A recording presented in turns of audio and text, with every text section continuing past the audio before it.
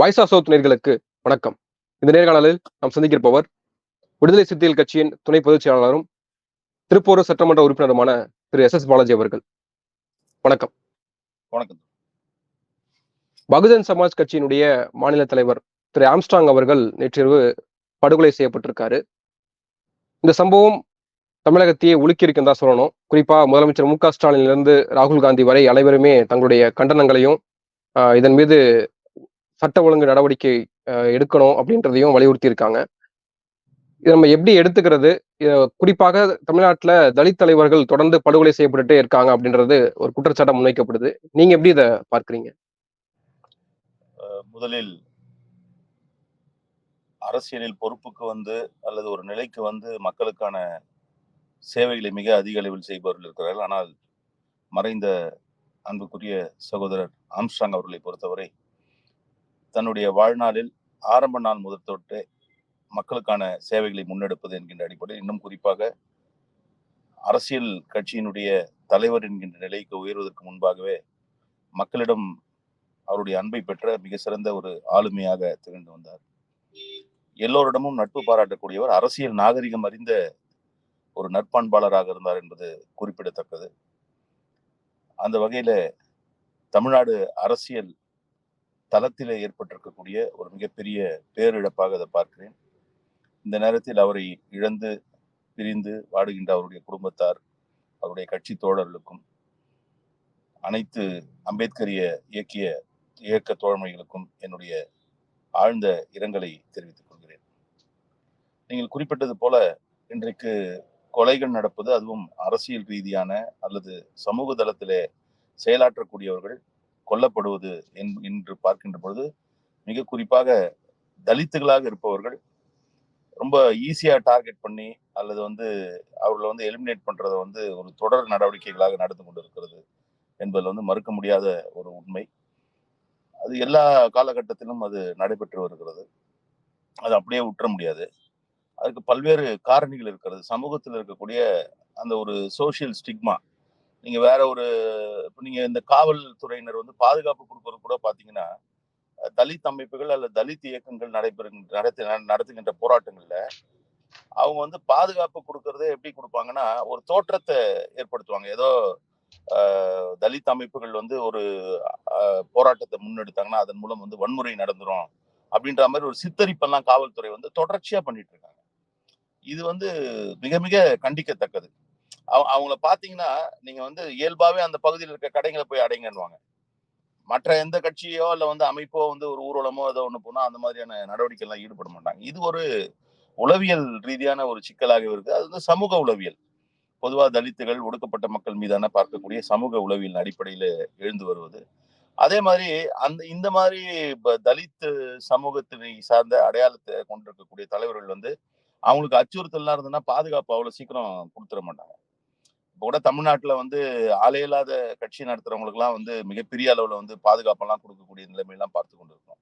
ஆனா எங்களுடைய தலைவர் அண்ணன் எழுச்சி தமிழர் அவர்களுக்கே பாதுகாப்பை பெறுவதற்கு நீதிமன்றத்தினுடைய உதவியை நாட வேண்டியிருந்தது, அல்லது நீதிமன்றத்திடம் சட்டப்பூர்வமா எங்களுக்கு பாதுகாப்பு கொடுங்க அப்படின்ற மாதிரி கேட்கக்கூடிய ஒரு நிலை இருக்கிறது.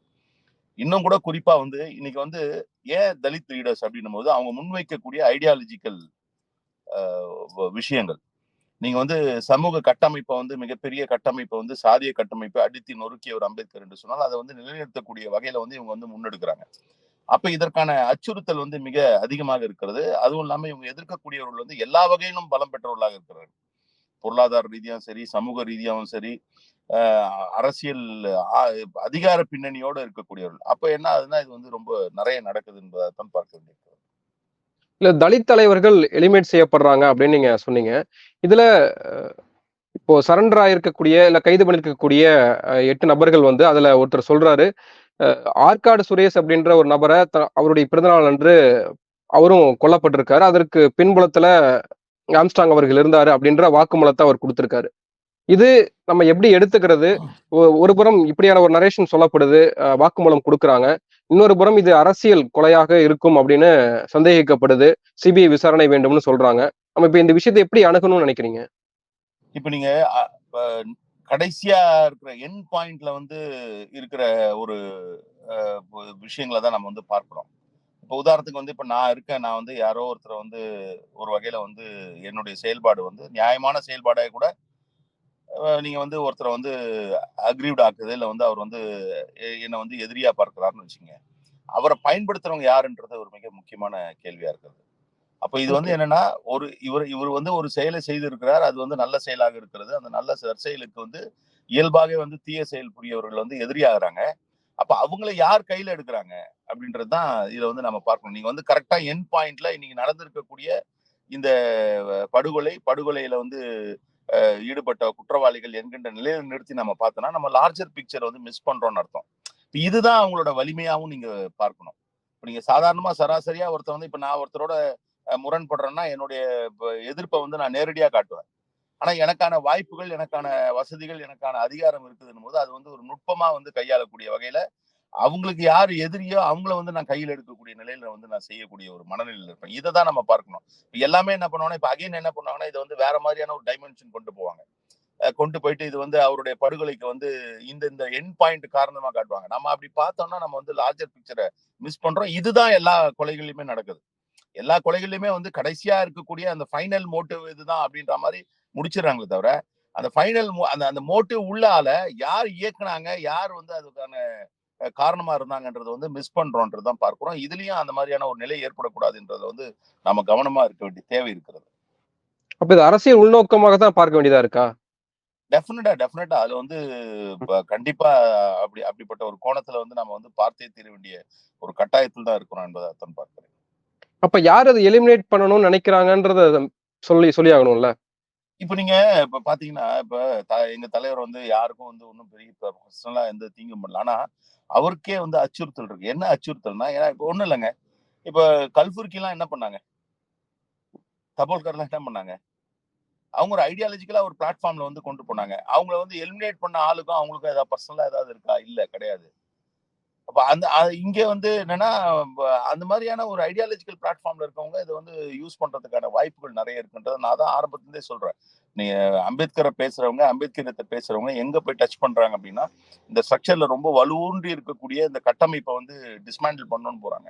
அப்ப அத டிஸ்மேண்டில் பண்ணணும்னு இவங்க வரும்பொழுது, அதனால டிஸ்டர்ப் ஆயி வர்றவங்க வந்து பல்வேறு வகைகள்ல வந்து அச்சுறுத்தல் குடுப்பாங்க. இல்ல வந்து வேற விதமான அ வ நடவடிக்கைகளில் ஈடுபடுவாங்க என்பதைத்தான் பார்க்க வேண்டியதா இருக்கு.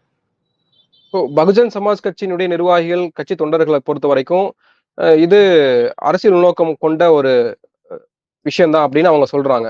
இன்னொரு புறம் முதலமைச்சர் ஸ்டாலின, தமிழக அரசாங்கத்த கடுமையாக அ கோபத்துல பேசுறதையும் பார்க்க முடியுது.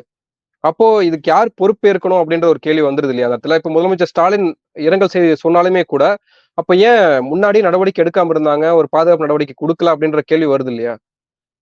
இப்ப இது வந்து ரொம்ப கிரிட்டிக்கலான ஒரு விஷயம். என்னன்னா 2, 3 காரணங்கள் வந்து இதுல பார்க்கணும். ஒண்ணு என்னன்னா, காவல்துறையினோட செயல்பாடு. நீங்க வந்து காவல்துறையினுடைய செயல்பாடு வந்து தொடர்ச்சியா அவங்க வந்து ஒரே பேட்டர்ன்ல தான் பண்ணுவாங்கன்றதுல வந்து மாற்றம் கிடையாது. ஆட்சிகள் மாறினாலும். ஆனா அதற்காக ஒரு ஆட்சி மாறிட்டு வந்து அது அவங்க அப்படிதான் இருப்பாங்கன்னு நாம வந்து விட்டுட முடியாது. இப்ப இன்னைக்கு வந்து அ கள்ளக்குறிச்சி விஷ சாராய சம்பவத்திலயும், இந்த சம்பவத்திலயும் வந்து முக்கியமா வந்து விரல்கள் நீட்டப்படுவது வந்து உளவுத்துறையின் மீது, உளவு பிரிவின் மீது விரல்கள் நீட்டப்படுகிறது.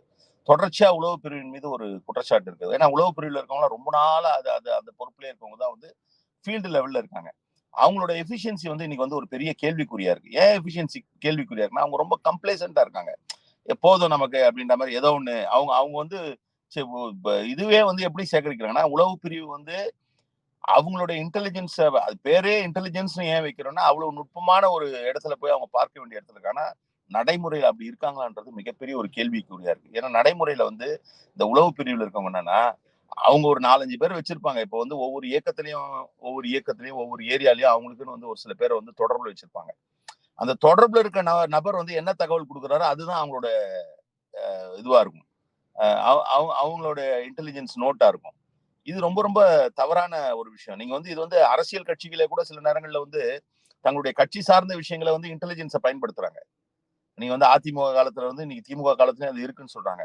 இதுலயே நீங்க நல்லா பார்த்தீங்கன்னா, இன்டெலிஜென்ஸ்ல வந்து யாரோ ஒருத்தர் இல்ல வந்து அவருக்கு வேண்டப்பட்டவங்க சொல்ற தகவல வச்சு, உண்மையிலேயே அந்த இயக்கத்துல வந்து நல்லா பணியாற்றவங்கலாம் வந்து பழிவாங்கப்பட்டிருக்கிறதெல்லாம் பார்த்திருக்கோம். ஜெயலலிதா ஆட்சி காலத்துல அது மாதிரியான விஷயங்கள்லாம் பார்த்தோம். எனக்கு நினைவு சரியா இருந்ததுன்னா, ஊத்துக்கோட்டையில அது மாரி தான் ஒருத்தர் மேல வந்து ஒரு கட்சிக்காரர் மேல அவருக்கு இன்னொரு கட்சிக்காரருக்கும் அவருக்கு அந்த பிரச்சனை இல்ல. இன்டெலிஜென்ஸ்ல இருந்தவங்களுக்கும் அவங்களுக்கு இருந்த தொடர்புல என்ன பண்றாங்க, அவர் வந்து தவறான தகவல் குடுத்து அவர் மீது நடவடிக்கை எடுத்தாங்க. அப்புறம் திருப்பி மாத்துனாங்கன்னு வச்சுக்கங்க. அப்போ இது வந்து இப்ப இன்னைக்கு வந்து பெரிய கொஸ்டினா இருக்கு. அப்ப உளவு பிரிவை வந்து ரீவேம்ப் பண்ண வேண்டிய ஒரு சூழல் இருக்கு. நீங்க அது வந்து அதோட ஐடியா பிஹைண்ட் இன்டெலிஜென்ஸ் வந்து மாத்தாம அவங்கள அங்கேயே வச்சிருக்கிற ஐடியா என்னன்னா, அவங்களுக்கு அந்த ஜியோகிராஃபில அங்க இருக்கக்கூடியவர்கள பற்றி தெரியும். அப்ப ஈஸியா இருக்குன்ற ஐடியா தான் வந்து அவங்கள வந்து மாத்தாம வச்சிருக்கோம். ஆனா இன்றைக்கு அதுவே வந்து பெரிய ஆபத்தா மாறி இருக்கு. ஏன் ஆபத்தா மாறி இருக்குன்னா, இவங்க என்ன பண்றாங்கன்னா, ரொம்ப லெத்தார்ஜிக்கா ஒரு இடத்துல உட்கார்ந்துட்டு, இன்னைக்கு வந்து ஒரு ஒரு 10 பேருக்கு ஃபோன் பண்ணி கேட்க வேண்டியது அவங்க ஏரியால இருக்கவங்களுக்கு. இன்னைக்கு என்ன என்ன மீட்டிங் நடந்தது? என்ன நடந்ததுன்னு. சொல்ற தகவல் ஃபீட் பண்ற வந்து இது வந்து இவங்களா கண்டுபிடிக்கிற தகவல் கிடையாது. ஃபீட் பண்ணப்பட்ட தகவல்களின் அடிப்படையில வந்து இவங்க வந்து ரிப்போர்ட்ஸ ரெடி பண்றாங்க. இது ரொம்ப ரொம்ப டேஞ்சரஸ். இது கண்டிப்பா வந்து அத இன்டெலிஜென்ஸ் பிரிவு வந்து ரீவேம்ப் பண்ணணும்ன்றது ஒண்ணு. இன்னொன்னு ஜெனரலாவே தமிழ்நாட்டினுடைய அமைப்பு வந்து தொடர்ச்சியா திராவிட இயக்கங்கள்ல வந்து இந்த காவல்துறை ஹோம் டிபார்ட்மெண்ட்ன்றது வந்து முதலமைச்சருடைய டிபார்ட்மெண்ட் ஆயிடுது. நீங்க நல்லா கவனிச்சு பாத்தீங்கன்னா, மத்த டிபார்ட்மெண்ட்ஸ்க்குலாம் வந்து ஒரு துறை அமைச்சர் இருக்காரு. துறை அமைச்சருக்கு மேல முதலமைச்சர் இருக்காரு. அப்ப இந்த துறை 2 டயர் சிஸ்டம்ல இருக்கும்பொழுது என்னன்னா, இந்த துறையில இருக்கவங்க வந்து நேரடியா அந்த அமைச்சர்கிட்ட ரிப்போர்ட் பண்றாங்க. இதுல ஏதாவது இதுவா இருந்ததுன்னா நம்ம முதலமைச்சர்கிட்ட கொண்டு போலாம். இங்க இந்த போலீஸ் டிபார்ட்மெண்ட்ல குறிப்பா தமிழ்நாட்டுல உங்களோட மைண்ட் செட்டே என்னன்னா, டைரக்ட்டா முதலமைச்சர் கிட்ட இருக்க துறையின் கீழ பணியாற்றுறதுனால, அவங்க வந்து எந்த லெவல்ல இருக்கக்கூடிய அட்மினிஸ்ட்ரேஷன்ல இருக்கக்கூடிய மக்கள் பிரதிநிதிகளா இருக்கவங்கள வந்து எந்த லெவல்ல இருக்கவங்களையும் வந்து நான் எல்லாரையும் சொல்லல. அது இந்த ஸ்ட்ரக்சர புரிஞ்சுக்கிட்டவங்க, டெமோக்ரஸிய புரிஞ்சுகிட்ட ஆபீசர்ஸ் இருக்காங்க. ஆனா ஜெனரல் மைண்ட் செட் என்னன்னா, இவங்களுக்கு வந்து ஒரு சுப்பீரியாரிட்டி மைண்ட் செட் இருக்கு. நீங்க எல்லா நீங்க நல்லா பாருங்க. அரசு துறைகள் தானே எல்லாமே. காவல்துறையில இருப்பவரும், வேற ஒரு துறையில இருப்பவரும் ஒரே மாரியான மனநிலையில இருக்காங்கன்னா இல்ல. அப்போ இது நான் வந்து முதலமைச்சர் கிட்ட இருக்கக்கூடாதுன்னு சொல்லல. ஆனா இந்த மாதிரியான ஒரு சிக்கலும் இதுல இருக்குன்றத நாம வந்து கணக்குல எடுத்துக்கொள்ள வேண்டும். ஏன்னா அவங்க ரிப்போர்ட்டிங் அத்தாரிட்டியா சிஎம்மா இருக்கிறதுனால ரொம்ப இதுவா பண்றாங்க. இது இது இது எல்லாமே வந்து கூடுதலா இருக்கு. தமிழ்நாட்டு காவல்துறையை பொறுத்தவரைக்கும் இன்னொரு பெரிய விஷயம் என்னன்னா, மற்ற மாநில காவல்துறைகளிலும் இங்கேயும் வந்து எஃபிஷியன்ட்டா இருக்காங்க நம்ம ஆளுங்கன்றதுல வந்து மாற்று கருத்தே இல்ல. இவங்களோட எஃபிஷியன்சியோ, இவங்களோட திறனை பற்றியோ இல்ல. அதே நேரத்துல இவங்களோட ஆட்டிட்யூட்ல வந்து மிகப்பெரிய ஒரு வேறுபாட வந்து நம்மளால பார்க்க முடிகிறது. மற்ற இடங்கள்ல இருக்கிறத விட இங்க தமிழ்நாடு போலீஸுடைய ஆட்டிட்யூடு வந்து மிக வ- ஒரு ஒரு என்ன சொல்றது, அது வந்து ஏற்புடையதாவே இல்ல. நீங்க சாதாரணமா ஒருத்தர் போய் நீங்க வந்து ஒரு ஒரு பாதிக்கப்பட்ட மனநிலையில போய் நீங்க போய் அப்ரோச் பண்ணீங்கன்னா ஒரு போலீஸ் ஸ்டேஷன்ல அவங்க வந்து அவங்கள வந்து சப்ரஸ் பண்றாங்க. நீங்க யாருமே வந்து பாதிக்கப்பட்டவங்க வந்து எனக்கு இந்த பிரச்சனையா இருக்கு, எனக்கு இவன் வந்து பணம் தரணும், என்னை இவன் அச்சுறுத்துறான்னு சொல்றவன் வந்து அங்க பயந்துட்டு போறான். ஆனா அதே காவல் நிலையத்துல வந்து நீங்க வந்து தவறு பண்றவன் இல்ல வந்து குற்றம் இழைக்கிறவன் ரொம்ப தைரியமா போய் அக்சஸோட போறான். இது இது இது எல்லாமே வந்து நான் வந்து ரொம்ப ஃபேரா சொல்றேன் நானு. எந்த விதமான மாறுபட்ட திங்கிங்கோ இல்ல வந்து இல்லாம சொல்றேன். என்னுடைய அனுபவங்களா வந்து நான் பார்க்கக்கூடிய விஷயங்கள சொல்றேன். இன்னும் கூட சொல்றேன். ஒரு சில விஷயங்கள்லாம் வந்து ரொம்ப மனசுக்கு ரொம்ப வலியா இருக்கு. சில நேரங்கள்ல இங்க குறிப்பா வந்து இன்றைக்கு வந்து தமிழ்நாடு முழுக்க தொடர்ந்து ஒரு 10 வருஷமா வந்து கொஞ்சம் கொஞ்சமா, கொஞ்சம் கொஞ்சமா இருந்து இன்னைக்கு வந்து போதைப் பொருள் புழக்கம் என்பது மிக அதிகமாயிட்டது. யாருமே மறுக்கல அத. காவல்துறையில கூட மறுக்கல. நீங்க நீங்க கூட ஊடகவியலாளரா பேசி பாருங்களேன். அத மறுக்க மாட்டாங்க.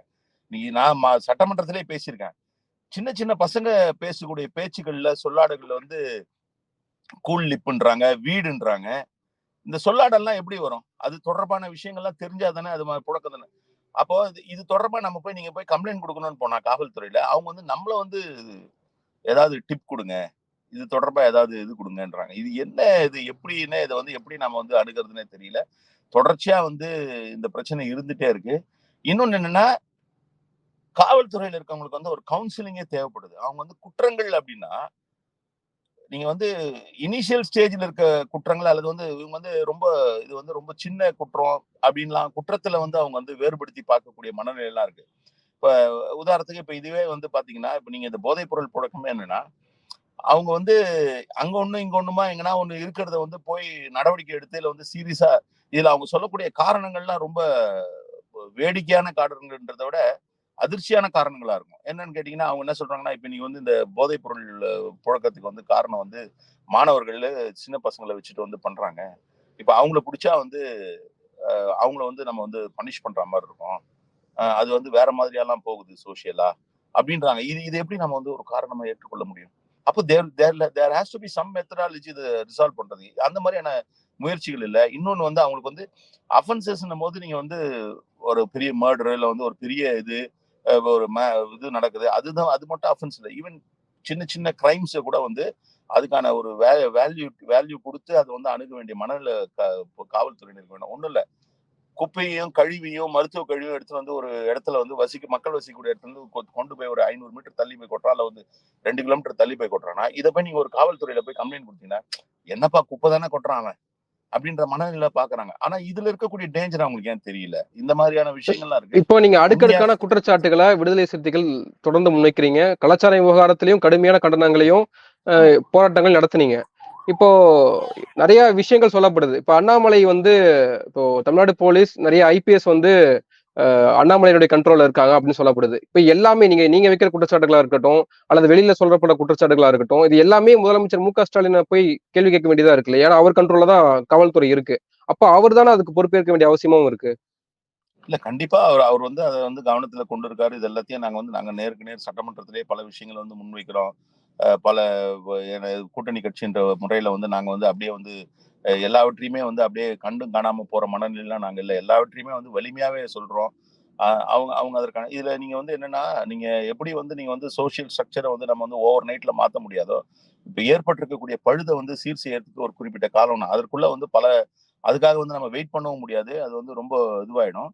நீங்க என்னன்னா, நீங்க சொன்ன ரொம்ப ஒரு ஒரு விஷயத்த வந்து நுணுக்கமான விஷயத்த டச் பண்ணீங்க. இந்த ஐபிஎஸ் ஆபீசர்ஸ் அவங்க கண்ட்ரோல்ல இருக்காங்கன்னா, நேரடியா வந்து அவர்கிட்ட போய் உத்தரவு வாங்குறது இல்ல. அவங்க மைண்ட் செட்டும் இந்த ஐபிஎஸ் ஆபீசர்ஸ் மைண்ட் செட்டும் ஒரே லைனா இருக்கு. நீங்க அததான் சொன்னீங்க. நீங்க வந்து சாஃப்ரனைஸ் ஆயிடுச்சுன்றோம் இல்லையா? அதாவது கிட்டத்தட்ட வந்து நீங்க வந்து அந்த ஐடியாலஜி கொண்ட அதிகாரிகள் வந்து மிக அதிகமாயிட்டாங்க. இப்ப அவங்க சொல்றதே பாருங்களேன். இப்ப நீங்க வந்து ஒரு இடத்துல வந்து ஒரு கட்சி கொடி இருக்குங்க.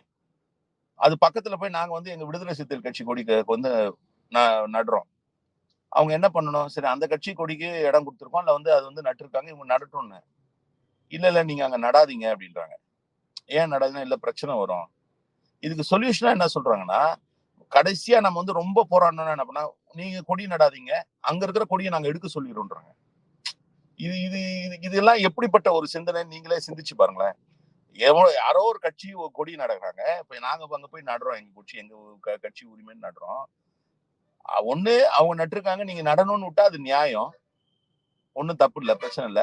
எந்த எக்ஸ்டென்ட்க்கு போறாங்கன்னா, எங்க கொடி நடக்கூடாதுன்றதுக்காக நட்டு இருக்கிற அந்த கொடியை வேணா கூட நாங்க எடுக்க சொல்றோம்ன்ற எக்ஸ்டென்ட்க்கு இவங்க போறாங்கன்னா, இது என்ன உளவியல் இது? அப்ப எங்களுக்கு எங்க வந்து எங்களுக்கான ஸ்பேஸ் இருக்கு? எங்களுக்கான ஜனநாயக ரீதியான உரிமைகள் எங்க இருக்கு? இதெல்லாம் போலீஸ் ஆட்டிடியூட் தான். இந்த ஆட்டிடியூட் வந்து மாற வேண்டிய சூழல்ல இருக்கும்.